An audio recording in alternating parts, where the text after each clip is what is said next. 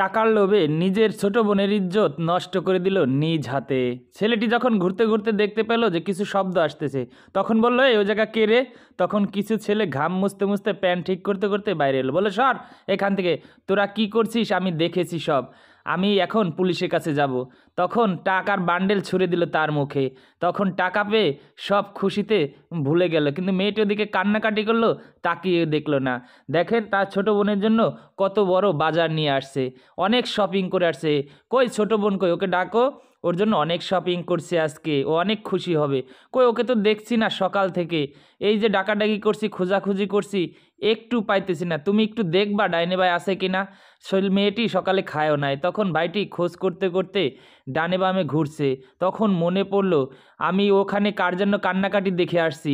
যে দেখি তো তখন যায় দেখতে পাইলো তার ছোট বোনের গায়ের জামা খুলে পড়ে আছে, ছেঁড়া ভেড়া অংশ। দেখেন তখন কল্পনা করতেছে, এই ছোট বোনকে খেলনা কিনে দিয়েছিলাম আমি, আর তার নিজ হাতে আমি সব কিছু শেষ করে দিলাম।